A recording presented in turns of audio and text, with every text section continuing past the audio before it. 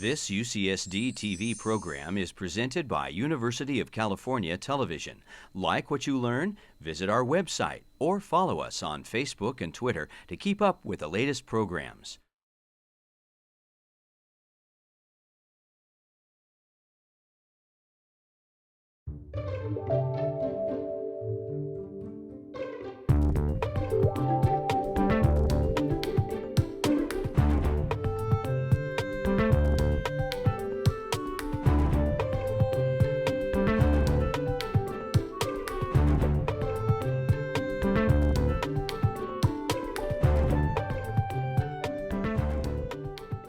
My name is Lauren Reynolds, and as a graduate of UC San Diego, I'm excited and I'm honored to be here tonight for this annual celebration of our university's founding. I am a former investigative reporter and 10 News anchor for 10 News here in San Diego, and it was a career I had for 15 years. It was a great job, and it was one that I couldn't have landed if it weren't for my quality education here, that nice communication degree I got, and something else, Spanish. I took 3 years of Spanish here at UCSD, and Channel 10 was looking for a bilingual reporter. I was excited when I walked in there and I said, "Claro que sí, puedo hablar español muy bien." And I got the job.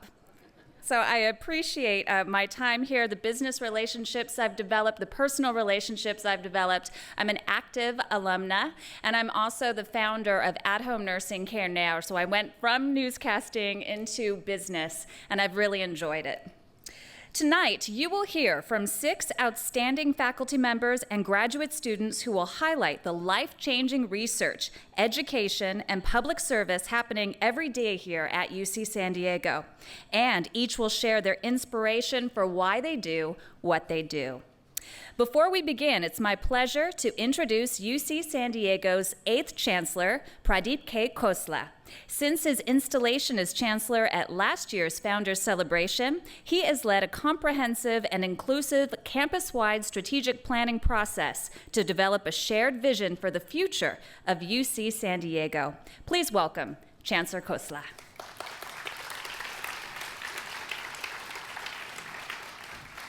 Thank you, Laura. Thank you, Lauren, and welcome everybody. I was afraid that the introduction was going to go on for a while. So I actually sat down, and for the first time in my life, I was disappointed. It didn't go on for a while. I think getting introduced by a TV newscaster, a reporter, is probably the best possible thing that could happen to you. So thank you very much for that very short and sweet and kind introduction. And welcome, everybody. Welcome to our Founders Day celebrations. Actually, it should be the Founders Week celebration, or celebration for week. This is one of our newer traditions, holding the symposium, but I think it's one of, at least in my mind, a very interesting and important tradition, because last year when I sat here through the symposium, I was truly amazed that in the short span of 1 hour, the glimpse I got into what I thought of as the soul, the intellect of UC San Diego, represented by a few faculty members. I understand it's not 2,000 people talking today, it's only 6, but I think what you will find out is these 6, they represent our intellectual capability, they represent our heart, they represent our soul. They're going to talk about topics like how the solar system and life developed in the solar system. They're going to talk about access to education and affordable education. They're going to talk about how does the mind work and how do we map the mind. They're going to talk about a whole range of topics that have come out to the fore and have become topics of national debate right now. And I can tell you that in the last 16 months that I've been here, there is no place better positioned to take part in this debate than UC San Diego. So in the short span of 53 years, we have achieved a lot, as you all know. And I must also tell you that just literally this week, literally yesterday, I finished reading a book called An Improbable Venture. And a lot of my misperceptions about UC San Diego were cleared, both on the positive side and the negative side. There were things that I thought happened in one way, which happened in a quite different way after I read the book, and the opposite was true too. But it's an amazing book. If you've not read it, you should. And one of the things that I learned from the book was the significant emphasis that our founders, some of who are here today, and including Roger Revelle, whose vision it was, put on quality, quality, quality, just like location, location, location. That's our advantage too, by the way, right? We got that location, location, location advantage. But add to that the quality, quality, quality emphasis, and it's no doubt, it's not a surprise that we are where we are in the short span of 53 years. And what you see today, our faculty members, are basically an outgrowth and output of that focus on quality that we have maintained over the last 50 plus years. And it is the same focus and emphasis we want to maintain going forward. So with that said, I want to introduce really the person who's going to be the master of ceremonies this evening, our Executive Vice Chancellor, Suresh Subramani. He's been a great partner. He's been a great colleague, and he's helped me navigate my first 16 months, and he's promising to help me navigate more. So, sir, Suresh, it's yours.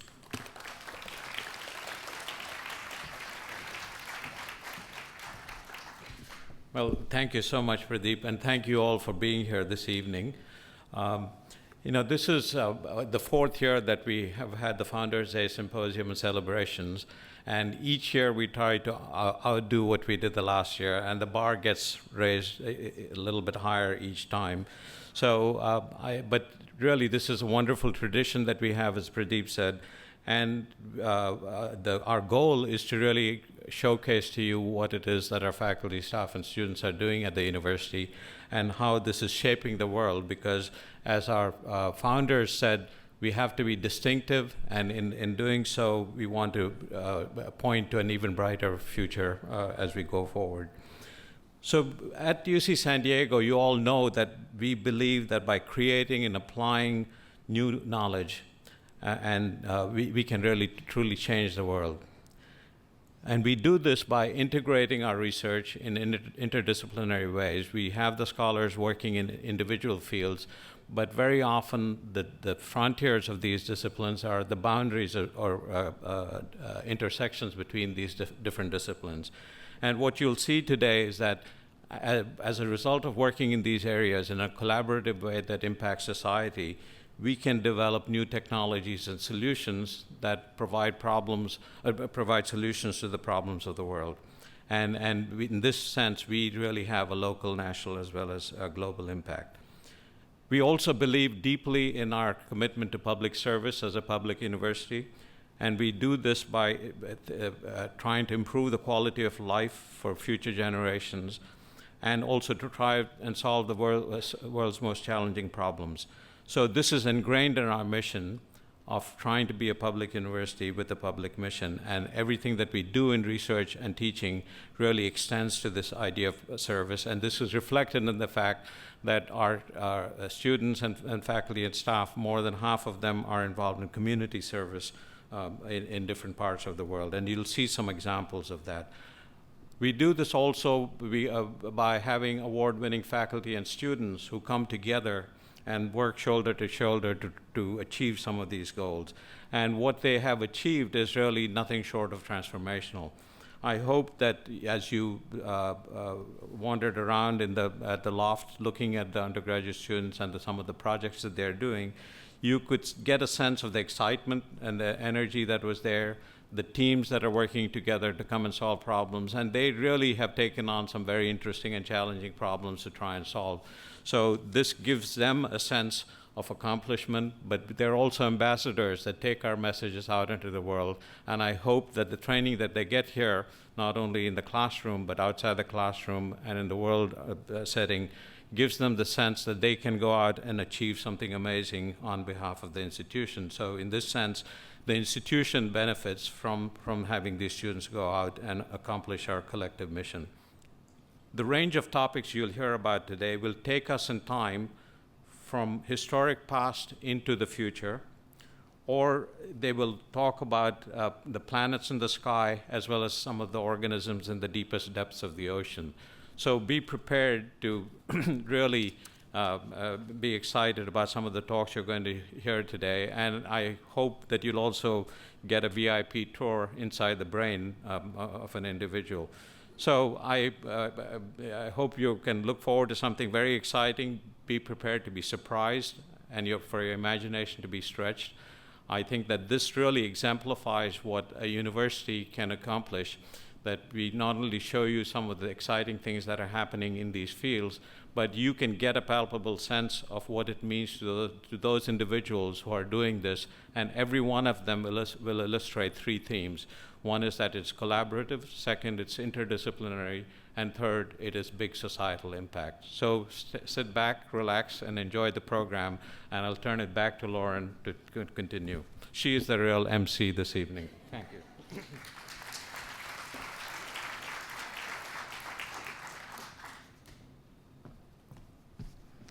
Thank you, Chancellor Khosla and Executive Vice Chancellor Subramani.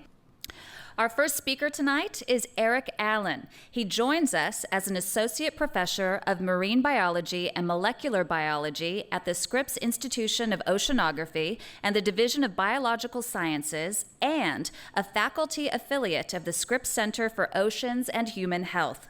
His lab investigates the genomics of environmental microorganisms using high-throughput DNA sequencing approaches and bioinformatic tool development. Tonight, he'll discuss the power and the promise of environmental genomics research and other current research underway at UC San Diego that is exploring the sources and the sinks of microbially produced organic contaminants in the marine environment. Please join me in welcoming Eric Allen.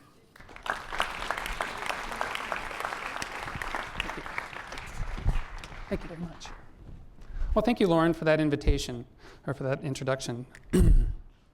Okay, so before I begin here, as an alum here of UC San Diego, it's a great honor and a privilege to present to you some of our research, and specifically on today's date, where we can acknowledge some of the intellectual architects of this great university that we all love.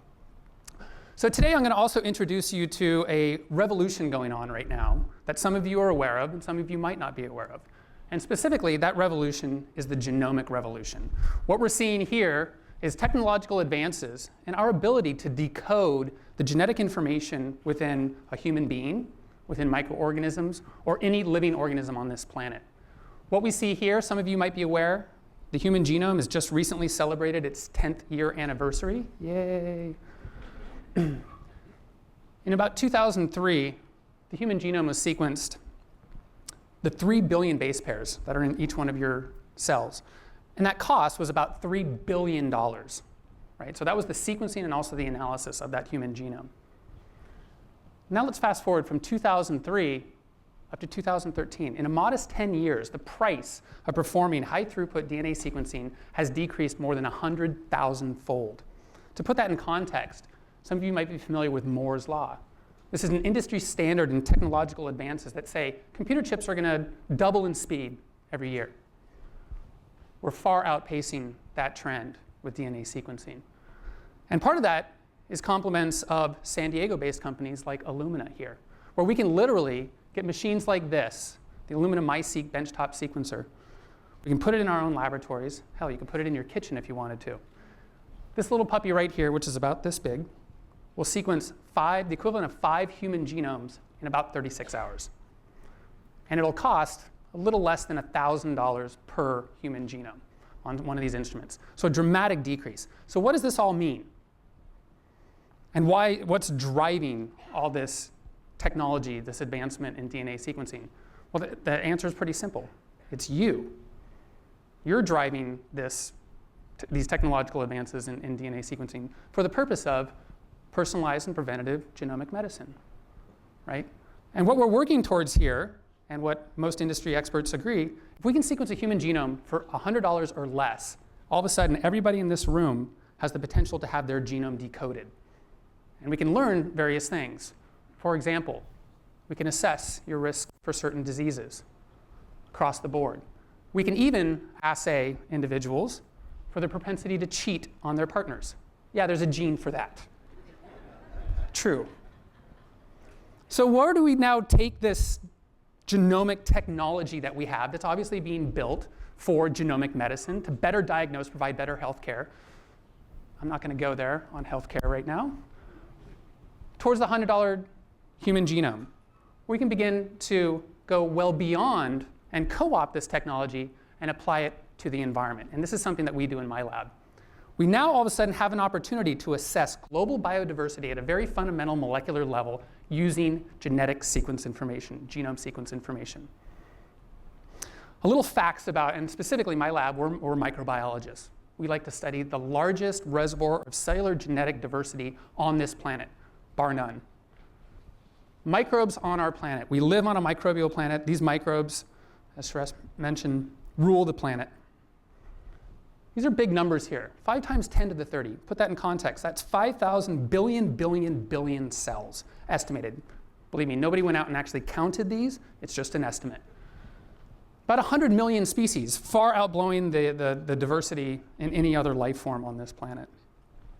And most of us, because we're a germophobic society in general, we tend to associate microorganisms, bacteria, as being pathogens, right? Evil doers that are out to cause harm. In fact, less than 1 in 100,000 microbial species are pathogens. So we really don't have to worry about them as a pathogenic group of organisms. And some of you might know this, the human body, there's 10 times more microbial cells in and on the human body than there are human cells. So in a lot of respects, you're actually more microbial than you are human. Think about that for a moment. So what do we study in my lab? We traverse the globe. We go to Antarctica. We go to the deepest depths in the Atlantic Ocean, the deepest depths in the Pacific Ocean. We collect water samples, sediment samples, fish samples, any samples we can get a hold of. We can extract DNA from these organisms, and we can perform high-throughput DNA sequencing. So I want to give you a couple really quick facts about the ocean. Marine microbes, it's estimated that 70 to 90% of the biomass, in the ocean is microbial, single cell, small, little, tiny organisms. That's the equivalent of 200 in biomass, 200 billion African elephants, if you were to mass them all together. There's a lot of microbes out there. 1 drop of seawater contains approximately 50,000 bacteria in it. That's equivalent to the number of students, faculty, and staff here at UC San Diego. 1 drop contains that many bacteria. If we zoom in on that 1 drop and we look at it underneath a microscope, this is what you would see. They look like stars in the sky, right? And just as we've used technological advances in astronomy, bigger and better telescopes to see farther and farther into our galaxy and beyond, we can now use genomics as the new telescope for biology to peer into these organisms, which are unclassified. We don't know anything about these organisms. And the reason that we don't know much about these, less than 1% of the millions of bacteria that live in the ocean we can culture. We're all familiar with a petri dish. This is what microbes would look like on a plate. We cannot culture these organisms. Less than 1% show up on those plates. So we have to rely on other methods to peer into their biology. If you were to zoom in on this a little bit more, this is what you would see, a very dynamic picture of warfare going on, synergism, competition, nutrient cycling, et cetera. These little processes that are occurring in every single drop of seawater are really what dictate, I should say, the global carbon cycle, right? Climate, variety of other big picture biosphere relevant issues are mediated by these smallest of microorganisms in the ocean. And we use genomics, because we can't culture, we use genomics to provide insight, high throughput genomics, to provide insight into the biology of these organisms. And this is kind of a schema of how we approach our science. And I'll walk you through this very quickly. It's kind of like a jigsaw puzzle. We can go out in the ocean. We can characterize any environmental sample, geochemistry, et cetera. We can access the microbes. We can perform DNA sequencing, this high throughput, like MiSeq DNA sequencing. And we can reconstruct genomes of these organisms that we can't culture, we can't harness and cultivate in the laboratory. And we can make inferences about their biology and relate that back to how the environment works. And it's a very powerful method. We've generated terabases. That's 10 to the 12 base pairs of DNA sequence information from various environments within the ocean. And I want to give you 2 vignettes on what we're working on right now. And one project you should all be familiar with, omega-3 polyunsaturated fatty acids. This is why you're supposed to eat fish 2 times a week. What does this have to do with marine bacteria? Well, it turns out when I was a graduate student here at UC San Diego, at SIO, we found genes that are responsible for the production of these beautiful molecules. I find these beautiful. You might disagree. But these omega-3 polyunsaturated fatty acids, we found that bacteria can produce these things. We cloned the genes out. And we've been able to characterize this new biosynthetic pathway and how you produce omega-3s. Some of you, and I should have said this earlier, might be more familiar with omega-3s as heart-smart fats. Right? These are the good things for your heart. Heart healthy. anti-inflammatory, reduced risk of atherosclerosis, thrombosis, cholesterol, cognitive performance. All these different human health effects have been linked to a diet high in omega-3 polyunsaturated fatty acids. But the Western diet, we don't get enough of these. We absolutely don't get enough of these. How many of you guys take the little polyunsaturated fatty acid pills in the morning? Yeah, me too. I load up about, I don't know, a couple grams a day. Woo!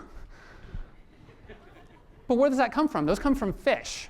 Those come from fish in the ocean. You grind them up, you squeeze the oil out, you put it in a little drop, and you go on to work. This is not sustainable. We don't have enough fish in the ocean to meet the physiological needs of the population, all the health benefits omega-3s derive.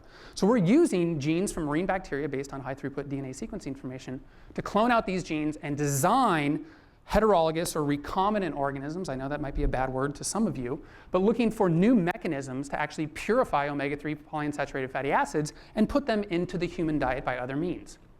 These are not from pathogens. These are from tasty marine bacteria. They're not pathogenic. They're not harmful. So we're actively looking to engineer yeast strains that can produce bread with omega-3 polyunsaturated fatty acids. I have a graduate student in my lab, true story. His first year project right now is to clone these genes into yeast to brew a batch of beer that has omega-3 polyunsaturated fatty acids in it. I'll try it. The other thing we're working on is we can use these exact same genes in these molecules to investigate potential avenues for liquid fuel replacements. These big molecules you see here, just a bunch of carbon and a bunch of hydrogen. Those things will burn in a diesel engine, no problem, right? So we're using those same genes to engineer production platforms for synthesizing new molecules that can be used as liquid fuel replacements. And one of those things that specifically we're looking at is taking those omega-3s and cracking them, converting those into hydrocarbons, which again will combust in an engine. All come from marine bacteria that were discovered using genomics. The last thing I want to hit on for the last minute and a half or so is a truly collaborative entity that's happening that I think really epitomizes the core concept of the Founders Symposium, the Founders Week here, which is Tritons United, right? So here, recently established, we have the Scripps Center for Oceans and Human Health. And this is a collaborative opportunity between Scripps, a professor at San Diego State funded by the National Institutes of Health and NSF. This collaborative project is biochemists, genome scientists, bioinformaticists like my group. We have natural products chemists, organic chemists, as well as environmental chemists, and three MDs from the School of Medicine here at UCSD. And the goal of this project is very simple. Unlike, yet complex, major unknowns concern not necessarily those beneficial compounds that we saw before with the omega-3s, but some of these compounds. You don't need to know too much about these to say they probably don't taste very good, right? This is stuff you do not want in your seafood, right? But these are produced by, guess what? Microorganisms. We can detect these in top predators. We can detect these molecules in the human population. They're thyroid disruptors. They've been shown linked to causing cancer. And these things get produced by microorganisms, which are then consumed by small organisms, which are consumed by little fish to big fish, the marine food web. So we're taking a comprehensive view of the production and the fate of these molecules all the way up to humans. And that's all research that's being conducted here. Because right now, it was assumed that all these molecules were produced industrially and were just deposited into the ocean. But just very recently, we discovered microbial genes in genetic data sets that when we clone those genes out, we can get production of this whole collection of compounds, and they're identical to the ones that we find in top predators within the ocean, including you. And that's all I have to say tonight. We'll see if that's the quote of the night. You're more microbial than human. Can't wait to bring that home to my kids. Our next speaker is Jamie Alexander. Jamie Alexander is a doctoral candidate in the Department of Cognitive Science. He is co-founder of several educational technology platforms, including this course, ESL Genie, and KA Lite. His team at the Foundation for Learning Equality, which includes undergraduates, graduates, and faculty from UC San Diego, is leveraging technological solutions to improve global access to learning opportunities, especially within disadvantaged and isolated communities. Tonight, he'll share their plans for bridging the digital divide to make universal education truly universal by bringing the online learning revolution to the 65% of the world that is offline. Welcome, Jamie Alexander. Thanks, Lauren. I love to learn. As evidence of this, I've been in school for pretty much the last 25 years of my life. And over the course of my life, I've had access to the mentorship of fantastic teachers. I've had libraries full of books at my disposal. I've had supportive, well-educated parents. I have had access to a treasure trove of global knowledge via the internet. I have been incredibly lucky. Learning allows us to solve problems that we once thought were impossible. Learning allows us to gain new perspectives on the world and overcome our prejudices. And learning opens up opportunities and enables social and economic mobility. I have been incredibly lucky. But not everybody has these same learning opportunities. The world, unfortunately, is not a particularly equal place. But that's what we, the Foundation for Learning Equality, a nonprofit organization born and raised right here at UC San Diego, are trying to solve. So you may have heard that there's a revolution afoot. We've already heard about one revolution tonight, but there's a lot of buzz in the news and at the universities in this online learning revolution over the past several years in particular. And there are a lot of exciting components of this online learning revolution. There are interesting pedagogical advances that they enable, such as mastery-based learning, where learners can work through materials more at their own pace rather than being grouped together and having to work through things at the exact same pace, as well as being able to flip the classroom, be able to engage students in more active learning inside the classroom and have the lecturing components done on their own time through multimedia. But the part that really excites me about this online learning revolution is this idea that now, perhaps for the first time ever, we have the potential for ubiquitous education. We can achieve greater reach and we can actually achieve equal access for educational resources. And this is firmly embedded in the mission statements of many of the major players in the online learning revolution.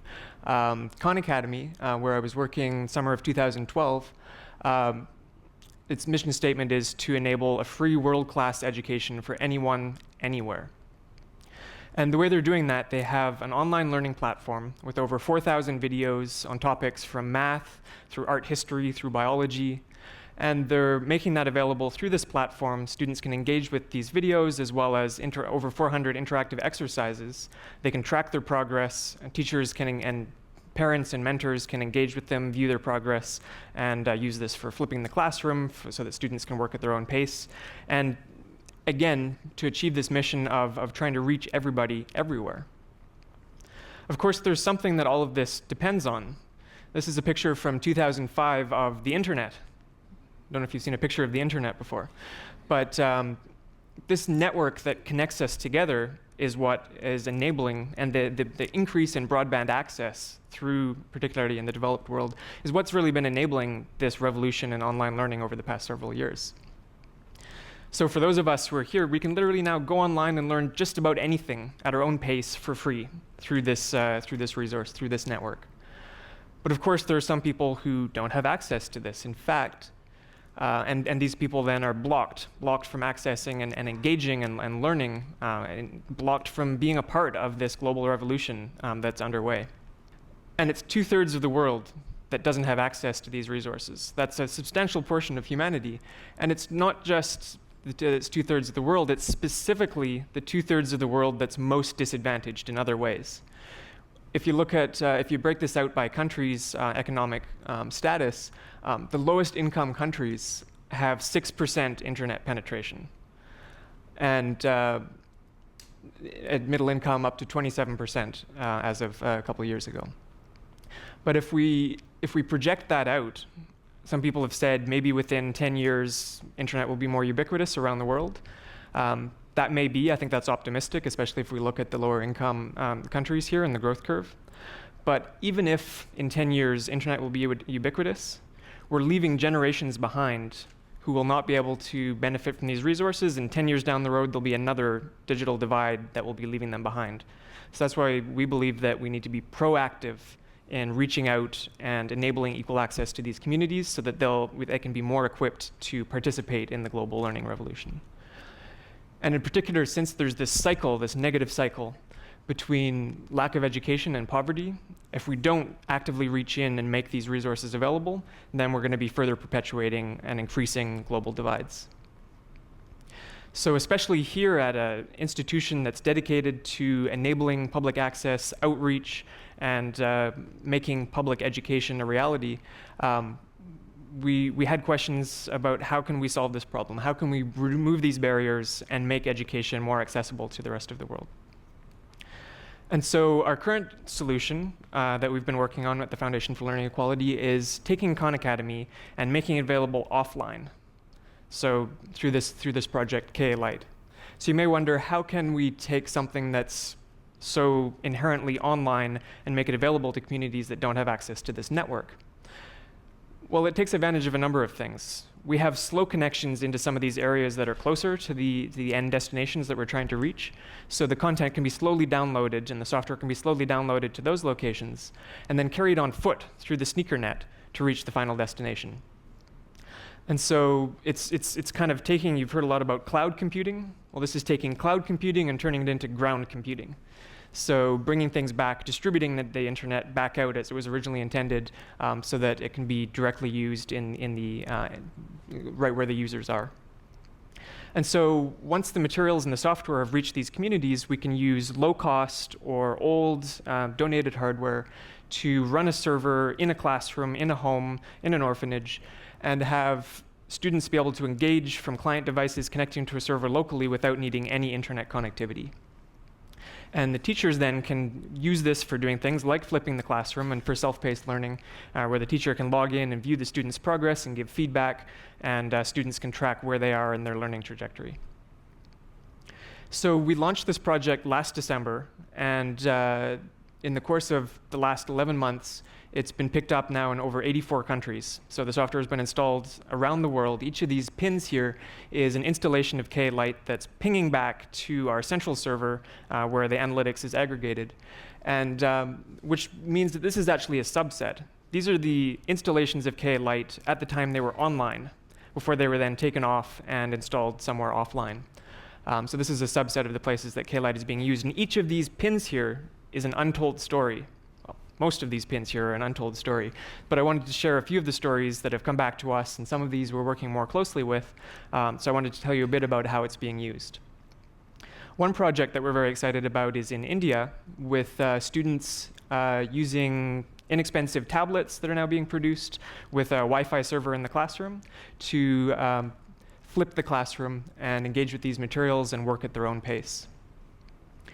In prisons, so outside of the classroom, there's a lot of exciting opportunities. In prisons here in the US, Edward is a prisoner in Washington State who had been in prison 3 times. He said this is now his last time because he's now using these materials, gaining confidence, and moving on and developing new skills. And we now have deployments across the state of Idaho in the Idaho Department of Correction, and in a pilot in the summer, each of the 20 students in a program using KA Lite for the first time passed their math GED, which was something they hadn't seen before. And interestingly, in an orphanage in Cameroon, so some people took donated laptops and set it up in the orphanage there. And it was originally intended for the children in the orphanage, but teachers and other community members actually started visiting the orphanage and using it as a community learning center. So it enabled a new type of learning. So I wanted to just highlight, when I first came to UC San Diego, I didn't have this on my trajectory. I was hoping that the research I did would have impact, but and be translational, but I didn't realize that I would be helping to start a nonprofit organization that would be reaching people around the world. So I wanted to just, first of all, highlight some of the people here today, this awesome community of people making this happen. If you're part of FLE or involved in some of these projects, just give a quick shout or put your hand up. Awesome. So this includes undergraduates, graduate students, alumni, as well as deans and faculty members. So I think this really embodies Tritons United, the spirit of Tritons United, where we have a diverse group of people coming together to solve global problems with very different skill sets, very different backgrounds, and solving a global problem as a community. And that's what's been really exciting about this for me. So we've only just begun. K-Lite is the first step on our trajectory to enabling equal learning around the world. And we'd like to invite you to get involved. This is a wide, distributed, collaborative effort. So if you'd like to get involved or learn how you can support our efforts, then talk to us afterwards. As you can see, there are a lot of people here. We'll have them hold up their cards so you can see who's involved, so you can talk to us afterwards. And, or check us out, visit us at learningequality.org. Thank you.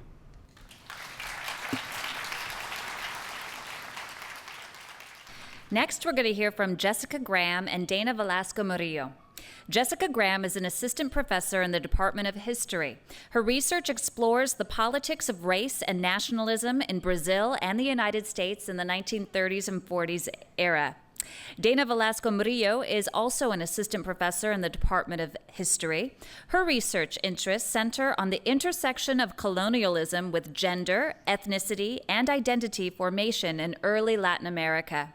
She specializes in the social history of colonial Mexico, particularly the responses of indigenous people to Spanish rule. Tonight, Jessica and Dana will discuss racial pluralism as a prominent feature in the history of the Americas.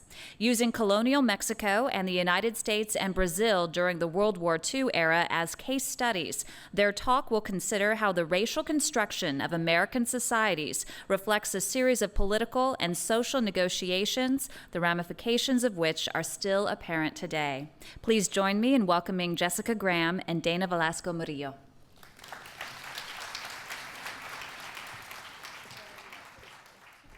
Thank you all for coming this evening, and thank you, Lauren, for the introduction.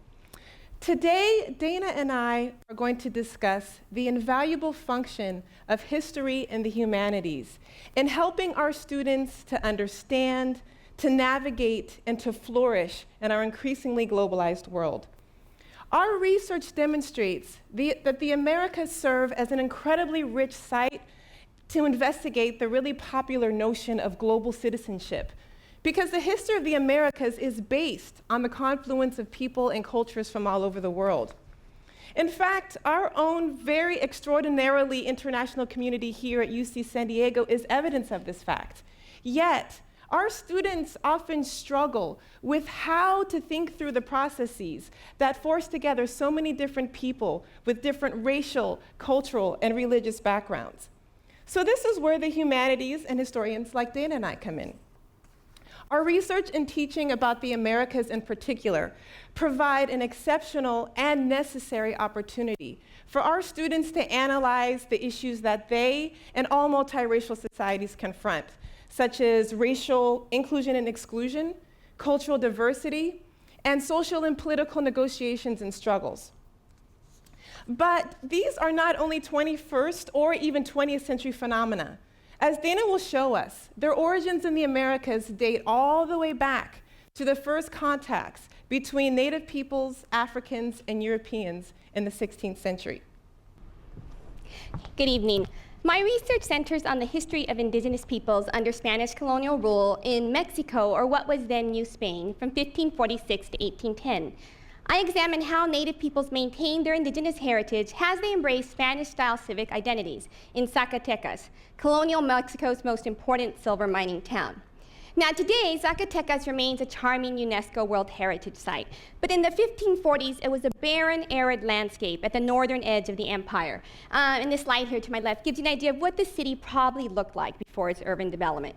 Okay, so how did we go from this to this? It's one word, silver. The discovery of silver veins in 1546 spurred Spaniards to create a city from scratch. Now, Spanish society was basically an urban society, and the founding of a town was linked with the establishment of a municipal council from among its vecinos. This is our Spanish word for the day. Vecinos was the term that an individual used to denote that he or she belonged to a community, much in the same way that we use words like San Diegan and U.S. citizen to mark our local and national affiliations. Vecinos were long-term residents with both rights and responsibilities to community. And we can relate to this. We have voting rights, we have to pay taxes.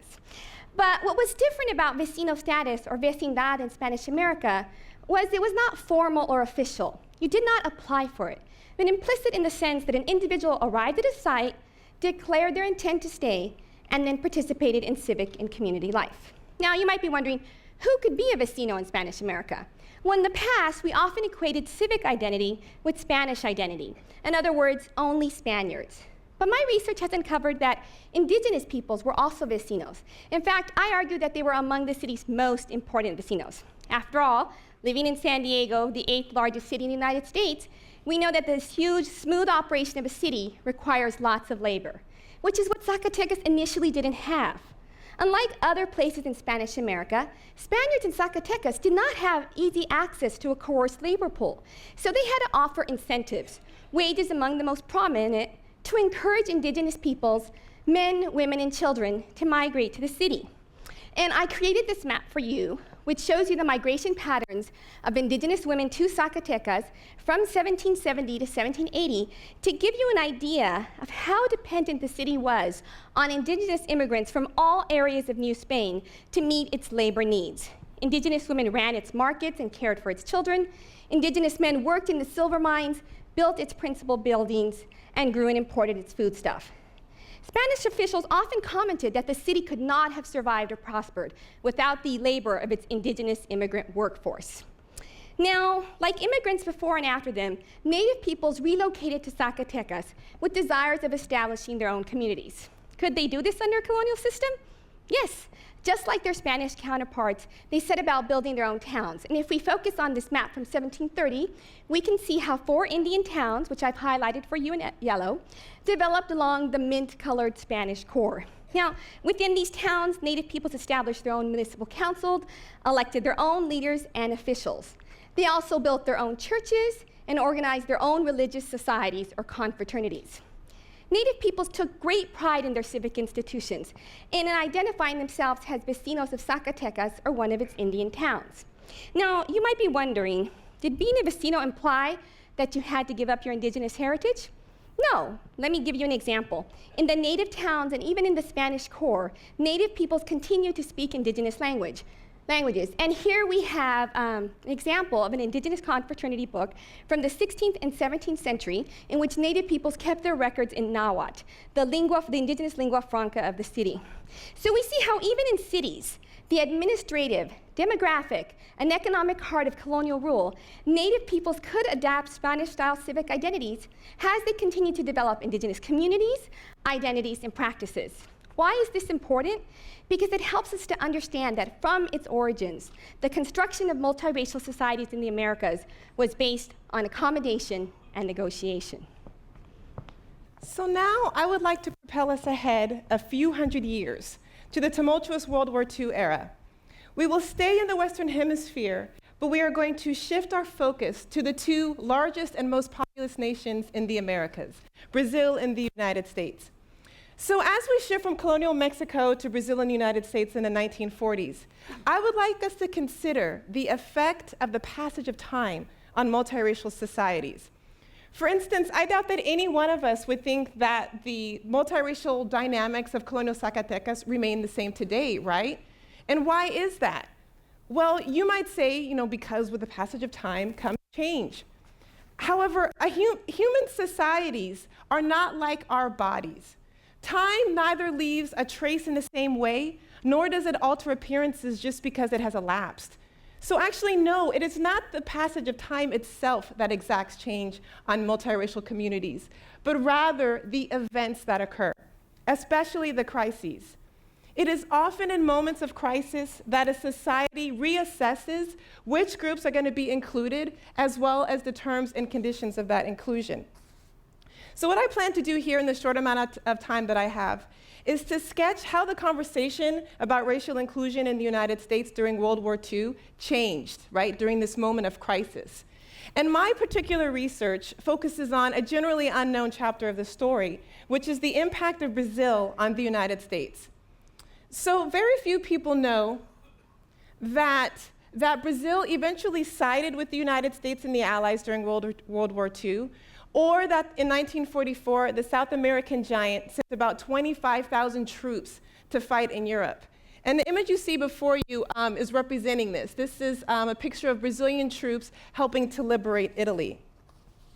However, Brazil's many contributions to the military operation only partly explain why the country garnered such a great amount of attention from the United States. So of course you want to know what else did, right? First of all, the Allies considered the German and Japanese communities in Brazil to be, in their words, the largest and best organized in all of South America. So also the Italian community that was in Brazil was extremely substantial. So the US authorities were essentially really concerned about where the true loyalties of these communities rested, right? And you had officials like FBI Director J. Edgar Hoover, who were fretting over the fact that Brazil had up to 4 times as many Japanese immigrants and descendants as the United States. So the second thing that garnered so much attention from the United States in terms of Brazil, at the time, the Allied nations believed former Nazi leader Hermann Rauschning, who wrote that Hitler was especially interested in Brazil and had plans to create a new Brazil there. Worse yet, and you see this represented in this image here, US intelligence agents declared that the Brazilian coastline was, in their words, a likely bridgehead for enemy attack on the United States. And this is articulated in this image. You see, this is a booklet that the government published in 1943, and you see that at the top it says that Brazil is a stepping stone for invasion. And you know, the Allies were actually not being paranoid. Hitler had designed a plan to invade the United States vis-a-vis Brazil. So you see, you know, the furthest point east is the northeastern region of Brazil, Rio Grande do Norte, which is the state of the capital city, Natal. Hitler planned to invade from Dakar, Senegal, invade Brazil. From Brazil, he would invade the Caribbean. And from the Caribbean, he planned to attack the United States through its Gulf Coast. So as you can see, there were ample reasons for Brazil to garner so much attention from the United States, right? With this in mind, you can imagine that US authorities were extremely alarmed when the Axis nations, even the Nazis, took every effort and every opportunity to exploit racial inequality in the United States in order to recruit the support of the multiracial Brazilian people. Because you see, Brazil liked to think of itself as a truly racially tolerant society. This is a central component of Brazilian national identity. And Brazil hailed the largest black population in all of the Americas by far. So this is why one US report labeled the racial issue as an extremely vulnerable point for the United States' wartime objectives in Brazil.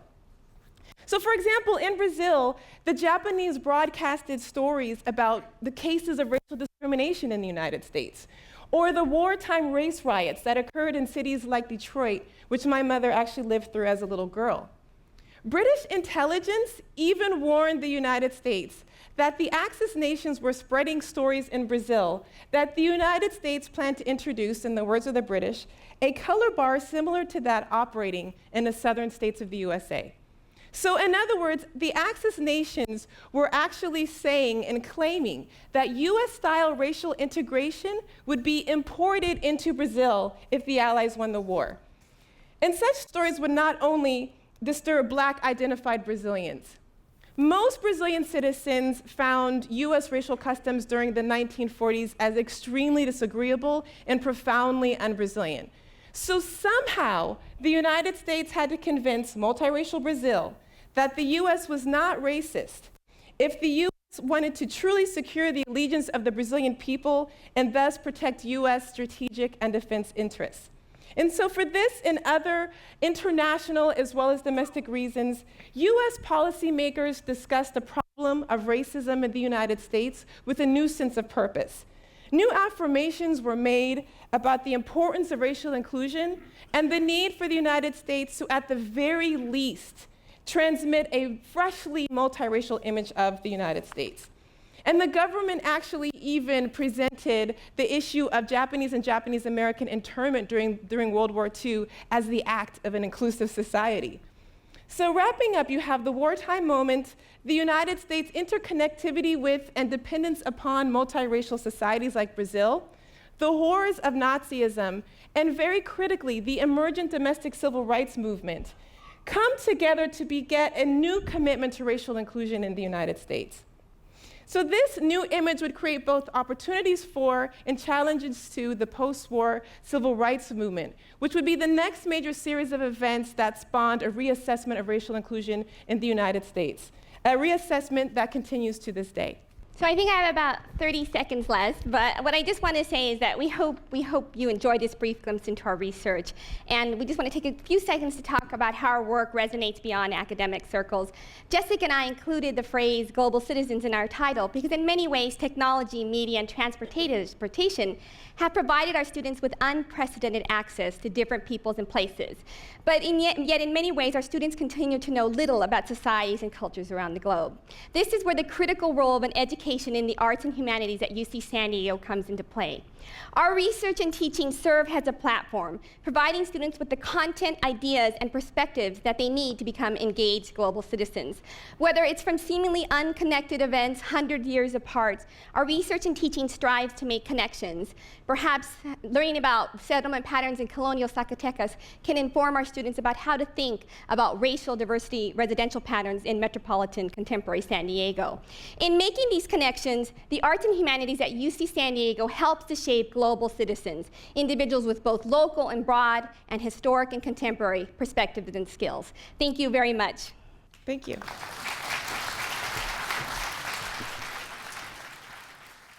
Our next speaker is Morgan Nunn Martinez. Morgan Nunn Martinez is a doctoral candidate in the Department of Chemistry and Biochemistry. She studies the oxygen isotopic composition of water-bound in meteorites from asteroids and Mars and rock and soil samples from the moon. Tonight, she'll share how analyzing water from these ancient rocks is crucial to understanding how life evolved in our solar system, and will explain the significance of these and related discoveries in our everyday lives. Please welcome Morgan Nunn Martinez.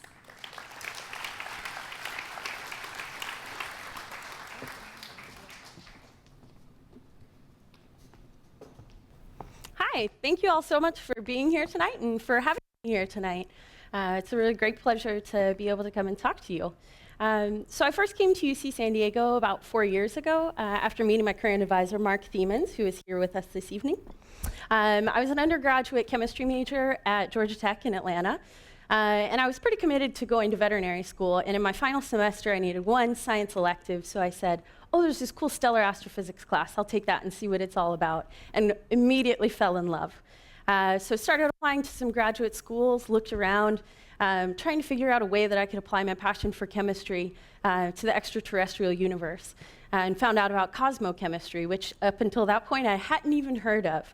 So cosmochemistry is the study of all the matter in the universe and the processes that created those compositions of all that matter. And so UC San Diego historically has been very significant in terms of advancing research in cosmochemistry. Some of our very first faculty members here were prominent cosmochemists, from Harold Urey, Stanley Miller, Jim Arnold, Hans Suess, just to name a few. So for that reason, among many others, UC San Diego is a really great place to work on cosmochemistry. And so I met Mark, started talking to him, and realized that his dynamic and unique, really creative way of approaching science was totally unlike anything I had ever seen before. And just decided there and then, I said, okay, that's it. You know, there's nothing else for me. Like, UC San Diego is the only place I want to do research. So with that, I committed to come to UC San Diego. So my research broadly, I trace water through the solar system by extracting and analyzing, in terms of its oxygen isotopic composition, water from extraterrestrial samples. Those extraterrestrial samples are meteorites and lunar rocks that were brought back from the moon. And so our solar system first condensed out of a disk of very dense gas, like this artist representation here. The bright object in the center could represent our early sun. And so generally, I'm trying to look at the compositions across our solar system today in terms of the oxygen isotopes to get back to this earlier picture and see where those oxygen isotopes came from. And so on that note as well, NASA's slogan of "Follow the water" reflects the importance of understanding water, where it formed, how it formed, in terms of how we can better understand how our solar system formed and predict other places in the universe where life could arise because of the presence of water there. So where do meteorites come from? So I said the extraterrestrial samples that I look at are lunar samples and meteorites. So lunar samples came back on NASA's Apollo missions and also from the Soviet space program's Luna missions. But the meteorites all land here on Earth. And so most meteorites originate in the asteroid belt.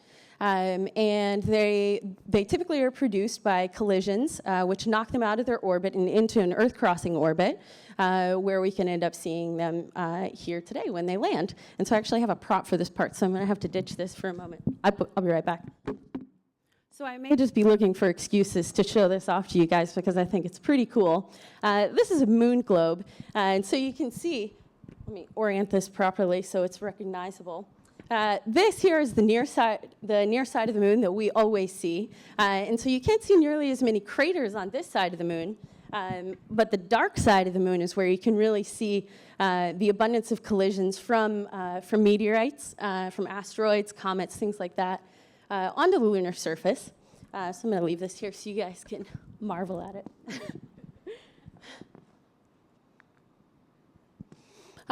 So if you guys could bear with me for a moment, we're going to have a little flashback to your chemistry classes. This is actually the reason why you have your index cards here. The questions were just extra. So if you guys could take your cards out and take some notes, that would be really great.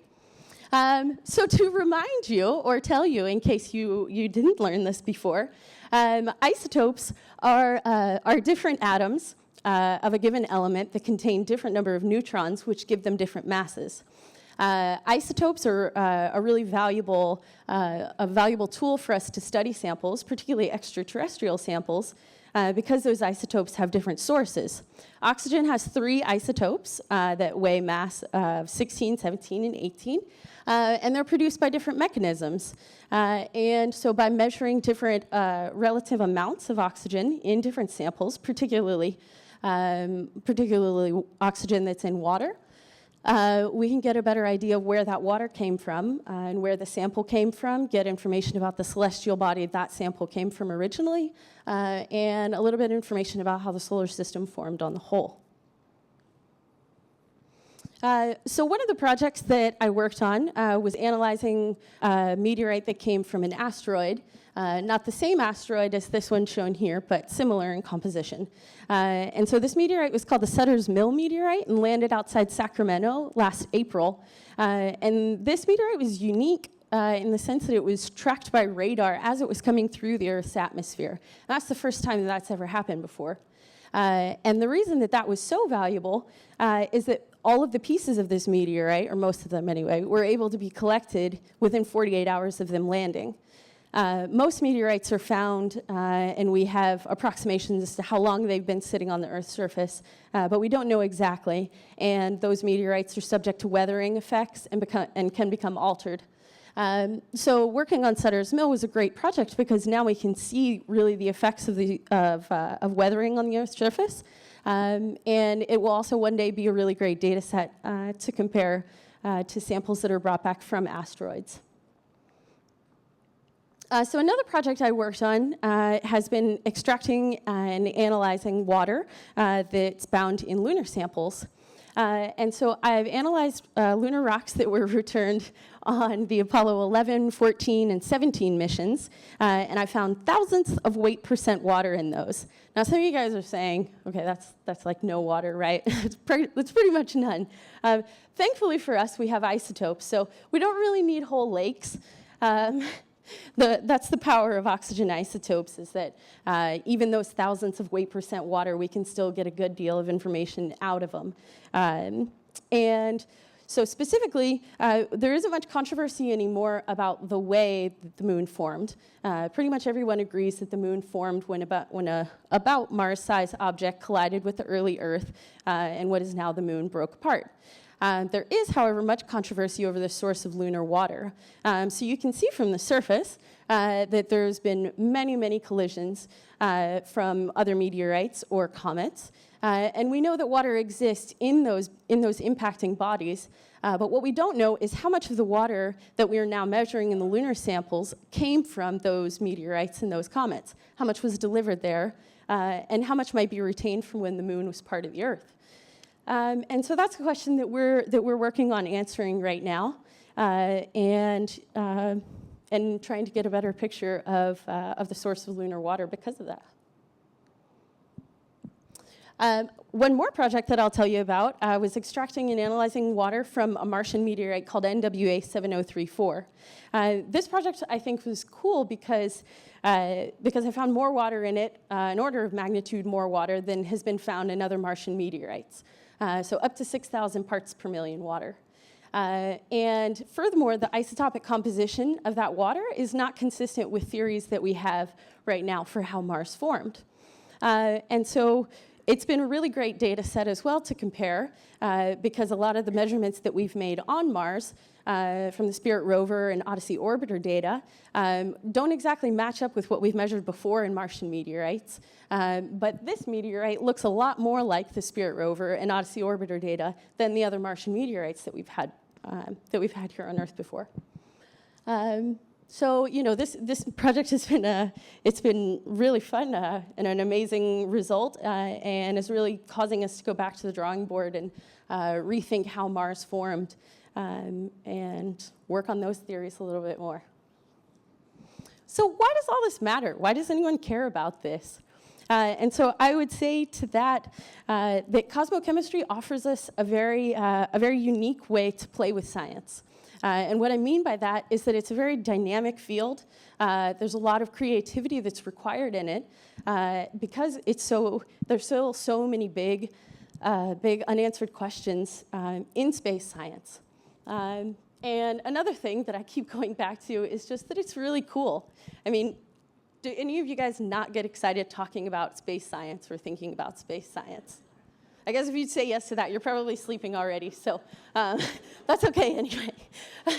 Either way, I feel that inspiration and progress and research only comes naturally when you're excited, and so being able to have a great avenue to pursue science that's so exciting to so many people is really beneficial. So with that, I will be taking my excitement to Antarctica to go hunt for meteorites. And I just found out I'm leaving in 2 weeks, so I have to go pack now. But thank you all so much for having me.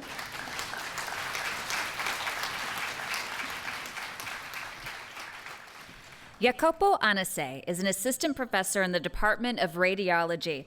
He is a computational neuroanatomist. Sorry, that's my first big mistake with all these big words, right? He is a computational neuroanatomist whose formal training stems from a broad background in the biological sciences and the neurosciences. Tonight, he will share plans for a new UC San Diego-based structural map of the human brain based on novel neuroimaging methods developed by Jacopo and his team that will provide researchers worldwide with 2D and 3D images containing unprecedented levels of detail.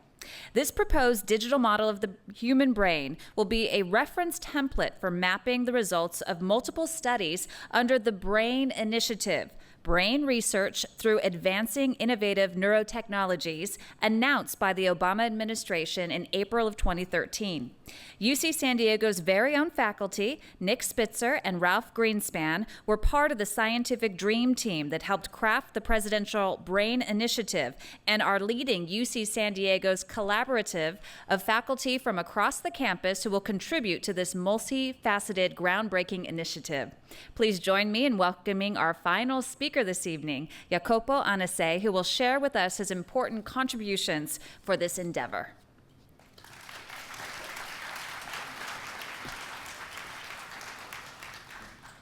My name is hard enough, but neuroanatomist gets everyone. From now on, I'm going to be a cosmoanatomist. I think that's really, really cool. Actually, if you bear with me, it does make sense because we do have a universe inside our head, and it's our brain. And that is what I study. That's the object of my passion, desires, curiosity, obsession sometime, unfortunately. And there is a paradox that I'm very interested in. The paradox is that the mind is potentially infinite. At least we feel that our mind is infinite, but the brain is actually an organ. And it's all in between our ears, and 3 pounds of flesh in between our ear. And that actually makes it very challenging too, because it is flesh, and as flesh rots, so you have to study it quickly or preserve it. And also, it took a few hundred years for scientists to develop methods to study how the mind works inside 3 lumps of flesh. Now, fortunately, in the last 30 years, I would say, we have had great help from a technique called magnetic resonance imaging, and it allowed us really to look inside our heads, or to look at our body inside our body without having to dissect. Magnetic resonance image, or MRI, is what gives us these beautiful images of the cerebral cortex. And most importantly, what the field is excited about these days is the connectivity pattern inside the brain. This is really where neuroscience now is, at least human brain mapping, is focusing on many resources. Now, there's a big limitation. It's a great tool because, as I say, it's non-invasive, and it's a great diagnostic tool, but it has its limitations. So if we zoom in, when we zoom in these MRI images, we see very quickly that there's not a lot of information there. So most of our knowledge about disease, neurological disease or brain development, is really looking at very global effects. So in my lab, we actually go far beyond this resolution. And so again, to make the metaphor with cosmology, the microscope is my telescope, and I sort of turn it around and I look at brains. I was talking about the time, because I really want to find out why is this pixel in an MRI image bright, and it's actually a lesion in multiple sclerosis. Is why is this pixel dark? And it's normal white matter. White matter is the term we give to all the fibers that connect different places in our brain. So to do that, and I hope you're not planning to eat at a deli tonight, because I'm going to show some how we slice in brains. We have to physically dissect the brain, and a method we developed is actually doing neuroimaging as we slice the physical brain. So it's like doing a very, very high-resolution MRI. We're talking about microns, so we're talking about hair-thin slices. And here's me picking up with a brush. I love using brushes. It makes me feel like I'm an artist. And this is a science and an art as well, because you need to be very careful, and it's full of challenges as a technique. So here we're slicing a frozen brain encased in a gelatin cast. And this is really a very sharp steel brain, very, very sharp. And it takes us about 53 hours. Now, this is, believe it or not, this is fast forward. We're going faster. We only have probably 7 minutes left, so we cannot cut the whole brain. And so I'll move forward. But this is a beautiful technique because, and as we do that procedure, we image the brain, and so we can create movies. We can create movies of individual brain space. And this is the first step towards this very high-resolution map, which will tell us more about brain structure.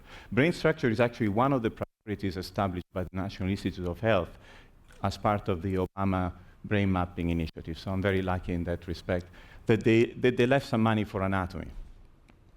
And here we're traveling through, we're going from the front of the brain to the back of the brain, sensing a week work in about a minute. But we don't have a minute, so I'm also going to leave you, I'm going to have to sacrifice the visual cortex, which is around here, and the beautiful cerebellum, but I want to show you the cerebellum because this is very beautiful. And then we have to take all these slices. Well, one brain produces about, with this technique, we end up with about 2,500 or 3,000 tissue slices. Tissue, it's the fabric of the brain. This is the real tissue. And this needs to be laid out on large format glass slides, because what we want to see in the brain, we cannot see it unless we look at this material. And in fact, this material is actually, and here we see again the paintbrush. Told you, it's a fixation of mine. And the brain is like a book that's written with magic ink. If we don't use chemicals to reveal the features we want to observe, like Alzheimer's lesions or cells or axons, we don't see anything. It's very translucent. So we use dyes and antibodies and molecular probes to really look at the language of the brain. And moving forward. So, and this is really, remember that dark pixel that I showed you? This is what's in it. It's like a very complicated bundle of fiber. These are only a few microns thick, so a few thousandths of a millimeter thick fibers.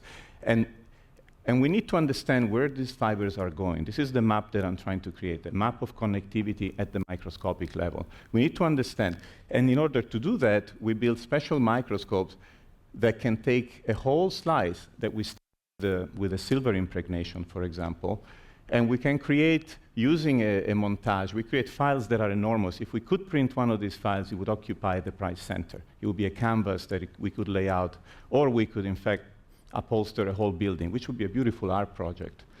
So we use motorized stages to take a picture of at microscopic resolution of one of the 2,500 slices. So remember, this process has to be repeated 2,500 times.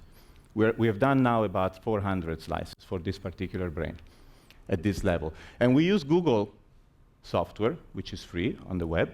API is a great thing. I didn't have to reinvent it completely. We had to modify it to create these Google maps of the brain, which we go from the entire brain to looking at the individual, I would call it the alleyways of the brain. You know, MRI gives us the general map of the freeways, but really the entire economic and social activity of a city happens also in small streets, in the alleyways, in the back alleys of the houses.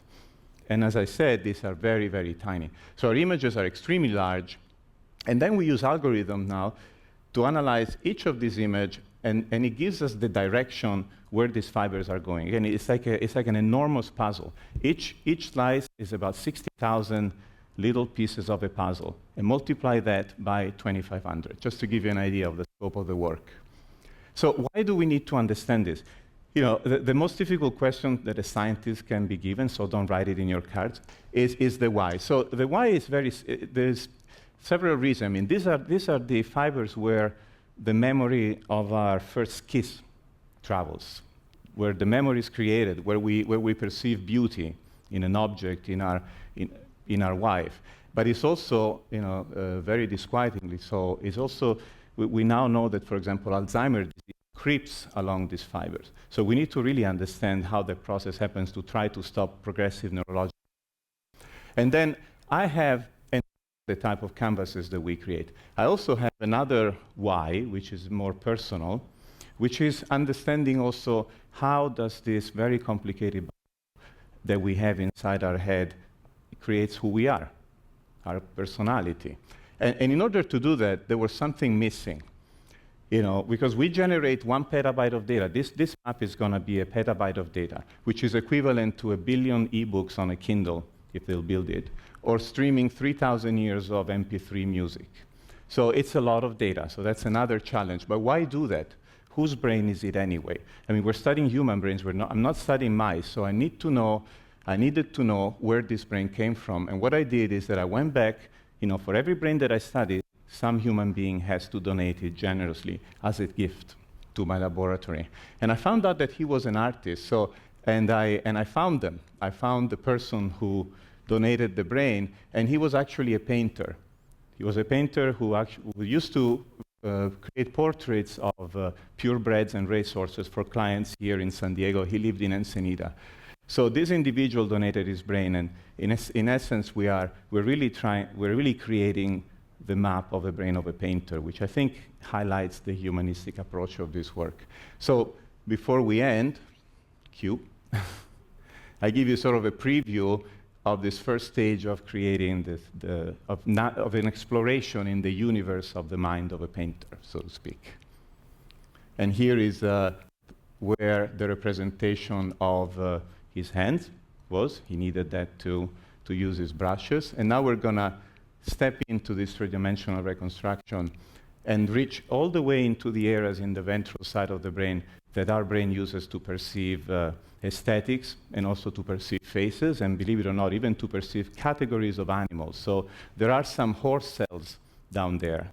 And I wish there was some music accompanying this. I didn't bring my little piano keyboard player, but next time. And this is the hippocampus here coming out.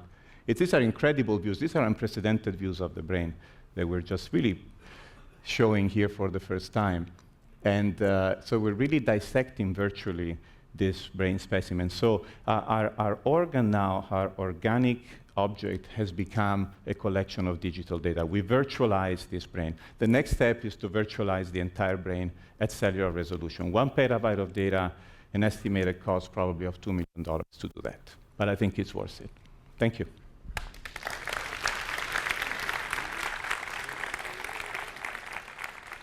Our first question is for Eric Allen.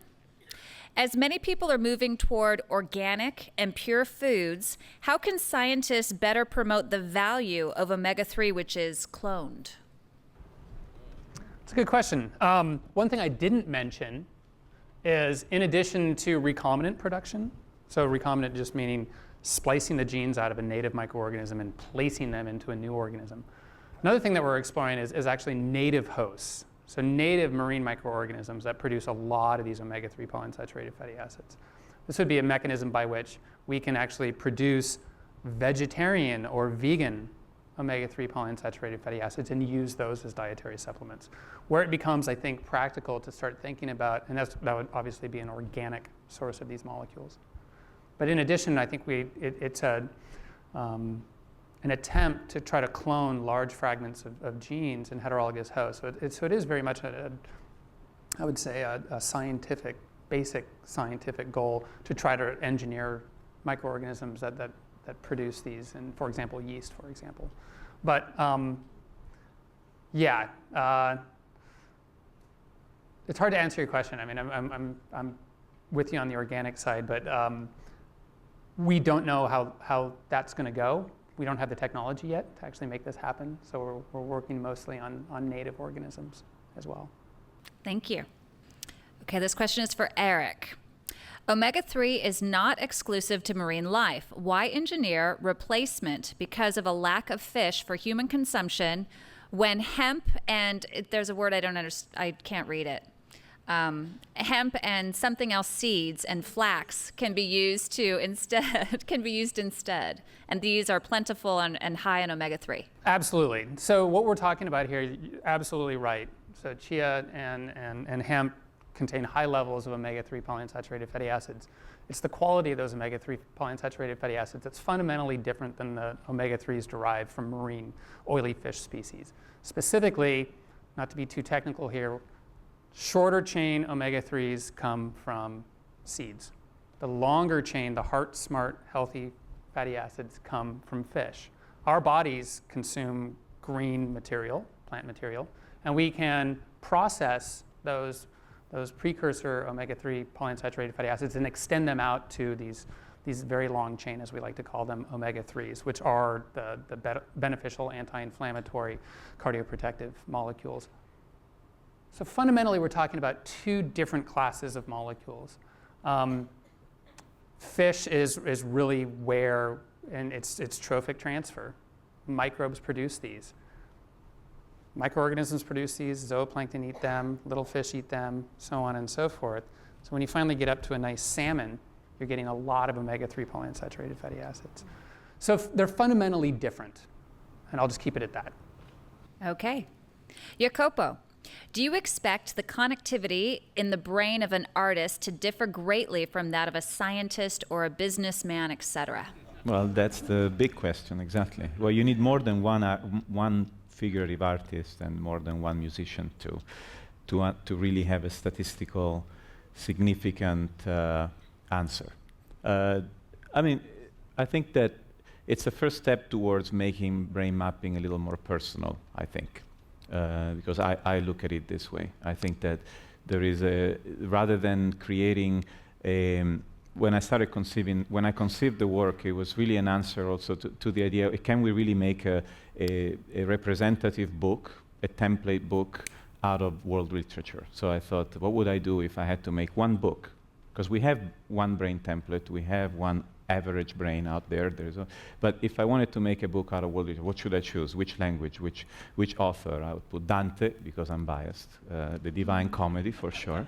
But it wouldn't represent world literature. So rather than trying to create an average brain, I wanted to look at individuality and starting small. 1,000 miles journey starts with a few steps. And the first step is to really elucidate the neurology of a painter. And then you need to imagine the scale like the Library of Congress, in which then there'll be hundreds of these models. And there, combined with genetics, we will really understand in maybe a few decades what made these individuals who they are. And in fact, we have, for this particular brain donor, we also have a lot of information of not just his profession, but now we gathered a lot of information of his personality and history, life history, and there are many tests you can do even with next of kin or people close to him. So trying to reconstruct the entire human being, not just sort of the brain itself. I don't know if this answered it. So work in progress. I'll put a big sign here instead of me. Work in progress. It's a good answer. They're good questions as well. Good job, audience. It wasn't prepared. It wasn't a friend of mine. But, For Morgan, what is the coolest thing that water has taught you about the universe? I think probably the most amazing thing to me is just the results of this Martian meteorite that I looked at. That we can know so much about Mars. We've been there a few times. We've got tons of meteorites from there, and all of a sudden, one rock lands. I extract water from it and measure it, and now all of a sudden, all the theories about how we think Mars formed are now wrong. And so to have to sit down and say, okay, one rock changed what we know and what we think about Mars, and therefore about how the solar system formed as well, that's pretty amazing. And to know that there's still so many of those big unanswered, unsolved questions that we can continue to work on is really exciting to me, and that's a lot of where my motivation comes from personally. I think that's really exciting. And one other question, why was the Sutter's Mill meteorite able to be tracked? Oh, so that was sort of a combination of time and place, I would say. It fell close to Sacramento, and it happened to be caught by 3 Doppler weather radar monitoring systems in Sacramento and Reno. And it also happened to be at 2 o'clock in the afternoon, so I guess nobody was on their lunch break, and people were actually sitting there watching what was going on, and were able to say, oh, hey, that's abnormal, and in Italy, they were on their lunch break, 2 o'clock. No, they already went home for the day. We didn't see it. They were already gone. Thank you. Jamie, how do you currently fund, and how do you plan to fund your foundation in the future? Right. So we incorporated as a nonprofit in April. The early efforts up to that point were all volunteer, so this has been largely driven by volunteer effort up to this point. We're now growing as an organization. We're taking on alumni who have graduated and need jobs, and so we're figuring out ways to continue to sustain the organization. We have a couple early stage grants to help spread open educational resources and internationalize the K-Lite platform. But yeah, we're figuring out, we have a couple models that we're looking at. Obviously, the content always has to stay free. We can't put any barriers. That's the big challenge, right? Because if you're serving people who have money, there are sustainability models that fall into place. If you're serving people who are the most marginalized, the most disadvantaged, and don't have access to any resources by definition, then it's challenging. You can't be charging the end user. And so trying to figure out ways to partner with governments and partner with other foundations to help bring these resources to more people. So yeah, we're looking for funding. Money. Donations accepted. You'll have a PayPal account ready to take the donations, I'm sure. It's on the site. He takes checks, money orders. Yeah. Okay, so this will be the final question. It's, I guess, 2 parts. So it's for Dr. Anase. How does your project fit in with the goals of the Brain Initiative, which seem more about recording a living brain? That's part one. And part two is, what would you most like to see made possible as a result of your work? Well, I mentioned at the beginning that there is one of the 9 priorities is also creating a structural map, because otherwise we don't have, if we measure activity by functional magnetic resonance imaging, we show some very large sort of changes in oxygenation. So you can see the sort of brain lighting up. So, you know, but there's very big areas. There is also EEG. We need to find the source.